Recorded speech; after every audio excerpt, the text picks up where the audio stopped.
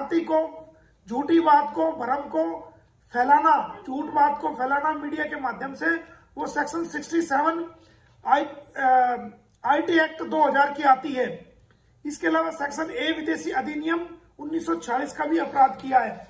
तो हमने डिटेल से आज पूरी कहानी लिखकर और इस दोस्तों गुलाम आजर को लेकर एक काफ़ी बड़ा अपडेट जो है वो सामने निकल कर आ चुका है।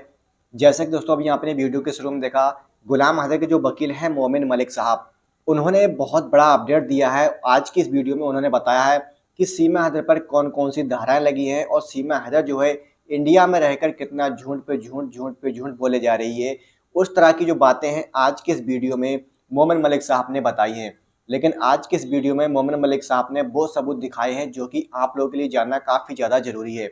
लेकिन दोस्तों वहीं पर मैं आप सभी भाइयों को बता दूं, गुलाम आजर का कहना है कि मैं बहुत जल्द इंडिया में जाऊंगा और अपने बच्चों को वापस लेकर आऊंगा।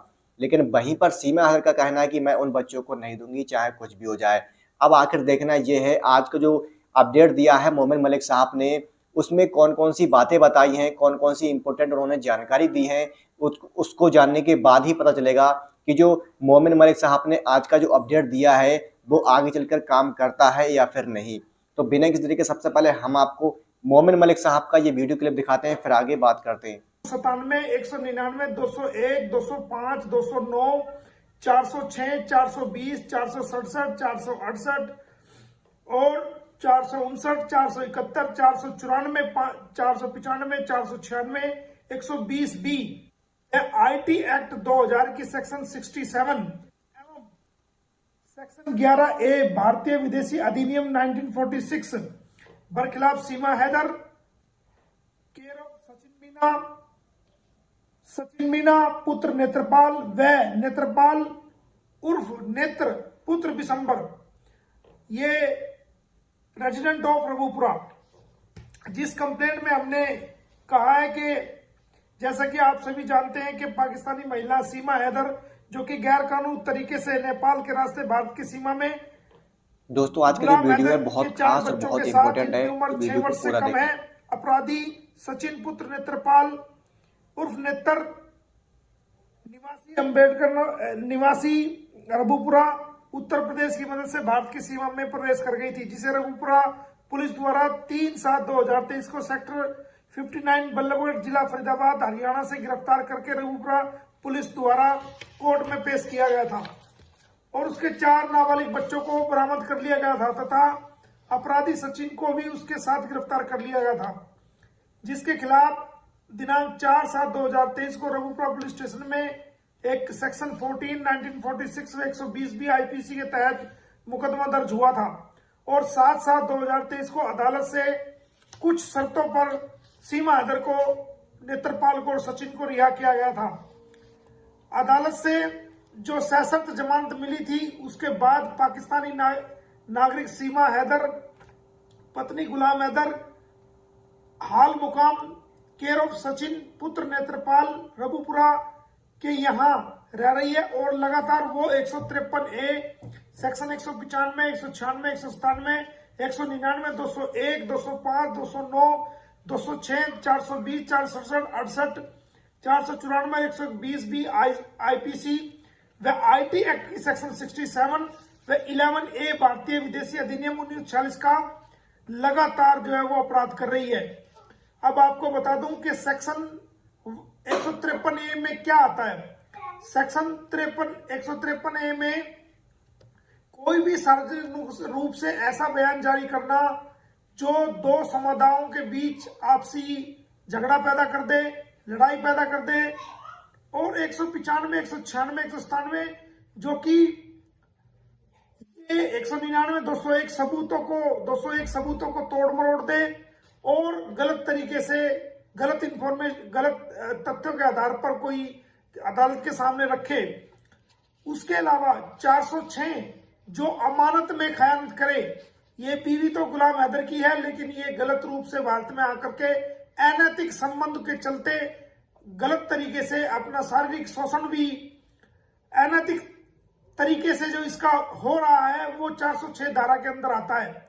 उसके अलावा जो इसने जमानत में अपने आप को गुलाम है, जब ये कह रही है कि 13 13 मार्च 2023 को इसने सचिन के साथ हिंदू रीति रिवाजों से शादी कर ली थी।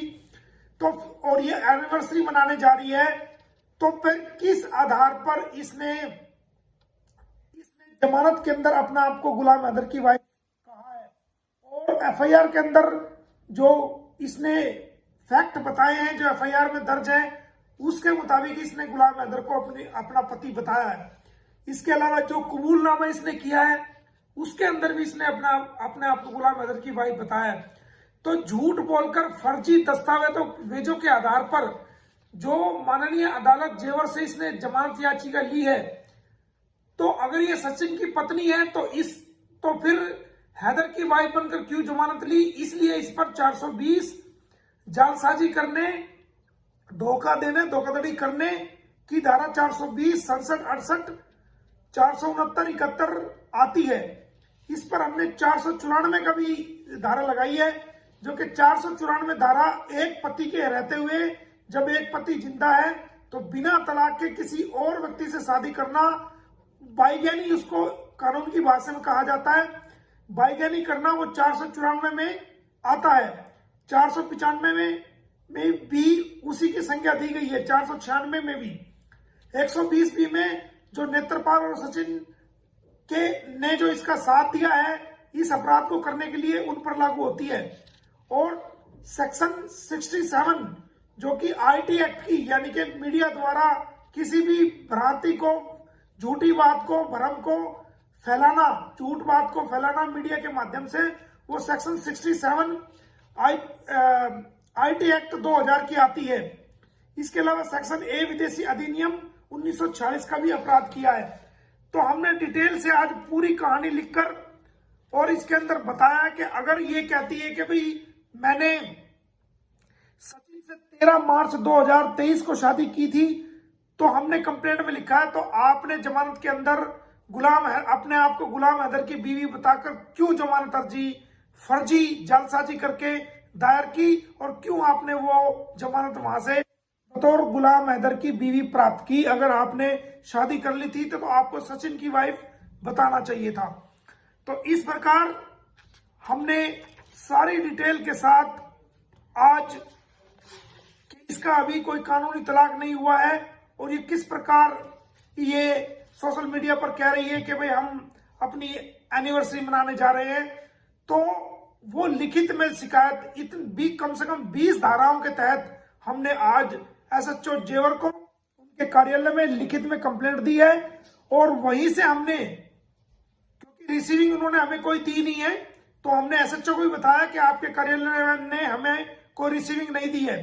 तो मैंने वही थाना सही कमिश्नर ऑफ पुलिस को और डिस्ट्रिक्ट मजिस्ट्रेट को और खुद एसएचओ को पीडीएफ द्वारा कंप्लेंट जो है वो मेल कर दी है, और बाय हैंड कॉपी भी उनको दे दी है। अब जल्द इसके खिलाफ एफआईआर दर्ज होगी, और इन धाराओं में कम से कम 20 धाराएं हैं जिनके अंदर 7 साल से 10 साल तक की सजा का प्रावधान है। अगर ये एफआईआर दर्ज होने के बाद पुलिस इसको बुलाएगी और बाकायदा इसका बयान दर्ज करेगी कि आपके खिलाफ ये एलिगेशन है, आप बताइए। अगर ये कहती है कि मैंने सचिन से शादी कर ली 13 मार्च 2023 को, तो फिर तुमने कोर्ट में खुद को गुलाम की बीवी दिखाकर क्यों जमानत ली? तो इसके ऊपर 420, 467, 68, 471 जालसाजी की सारी धाराएं लगेंगी। अगर ये कहती है कि नहीं मैं तो गुलाम की बीवी हूं, तो फिर ये भारत देश को और देश के लोगों को क्यों गुमराह कर रही है? तो ये दोनों तरह से फंस चुकी है।